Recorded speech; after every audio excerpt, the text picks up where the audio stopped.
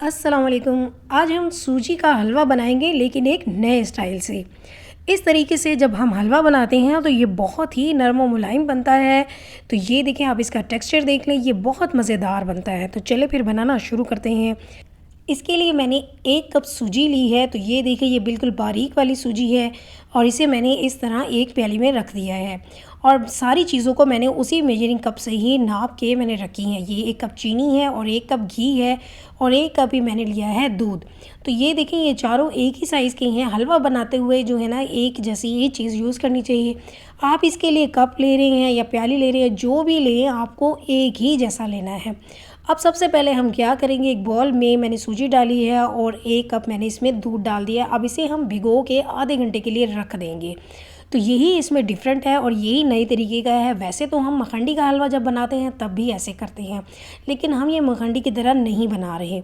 अब हम क्या करेंगे, एक पैन में शीरा बना लेंगे, जिसके लिए मैंने 1 कप चीनी डाल दिया और इसमें मैं डाल दूँगी 3 कप पानी।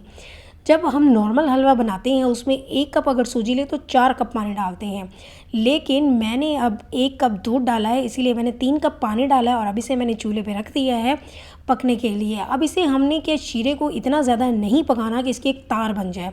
बस हमने इतना ही पकाना है कि चीनी जो है वो मेल्ट हो जाए, उस हद तक पकाना है। तो ये देखिए, चीनी जो है वो सारी मेल्ट हो चुकी है। तो ये देखें, आपको लग रहा है थोड़ी सी बिल्कुल एंड में रह गई है, तो ये भी अभी मेल्ट हो जाएगी। बस हमने इतनी ही पकानी है, इसकी हमने तार नहीं बनानी। तो जैसे चीनी मेल्ट होगी उस वक्त हम इसमें डाल देंगे 3 से 4 इलायचियाँ। इलायची को खोल के डाल दें ताकि इसकी खुशबू अच्छी से इसमें आ जाए। अब इसे हम मिक्स करेंगे और बस इतना वेट करेंगे कि ये उबलने तक आ जाए। उबले नहीं, बस उबलने की कंडीशन में आ जाए। तो ये देखिए, ये इस कंडीशन में हो गया। अब उसे मैंने साइड पर रख दिया है। अब एक पैन लेंगे, उसमें हम डाल देंगे 1 कप घी।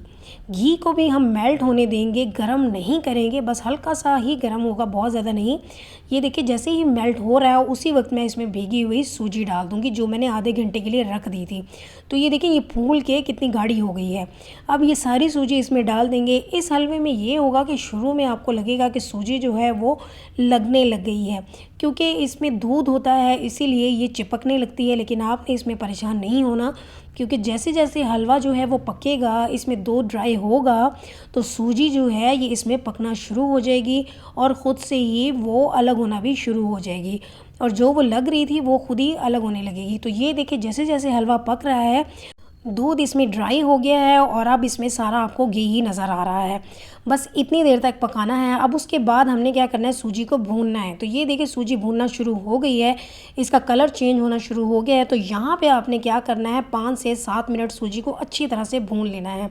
तो मैंने सूजी को अच्छी तरह से भून लिया था। उसके बाद अब हमने जो शीरा तैयार किया था वो थोड़ा थोड़ा करके डालेंगे और दूसरे हाथ से हम मिक्स करते जाएंगे और साथ साथ हम सारा ही शीरा डाल देंगे। और फ्लेम यहाँ मैंने मीडियम टू लो कर दिया है, क्योंकि यहाँ पे अगर मैं फ्लेम जो है वो मीडियम टू हाई कर दूँगी तो फ़ौरन ये पानी जो है ड्राई हो जाएगा और हलवा जो है एकदम गाढ़ा हो जाएगा। तो हमें ऐसे नहीं करना, हमने बनाना है नरम सा हलवा।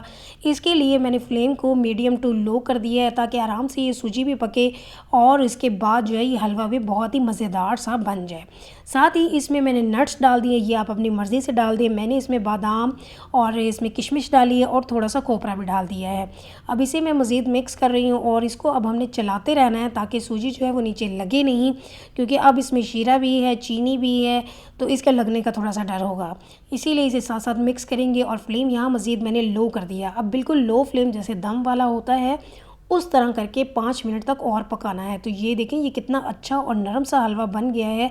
इस तरीके से आप हलवा बना के ज़रूर ट्राई कीजिएगा, ये बहुत मज़े का बनता है, ये मेरी गारंटी है। आप एक बार इस तरह से बनाएंगे तो इसके बाद इसी तरह से ही हलवा बनाया करेंगे। मज़ीद हम इसे 1 से 2 मिनट और पका लेते हैं ताकि घी जो है वो ऊपर आ जाए। हलवा पकने की सबसे बड़ी पहचान ही यही होती है। ये देखिए, घी जो है साइडों से भी आ रहा और ये ऊपर ऊपर भी आ चुका है। हलवा तैयार है, अब इसे हम डिश आउट कर लेते हैं। तो ये मैंने डिश आउट कर लिया है। तो आपने मेरी ये रेसिपी ज़रूर ट्राई करनी है। रेसिपी अच्छी लगे तो अपने फ्रेंड्स और फैमिली में शेयर कर दीजिएगा। तो इसके साथ ही हम फिर मिलेंगे। अल्लाह हाफिज़।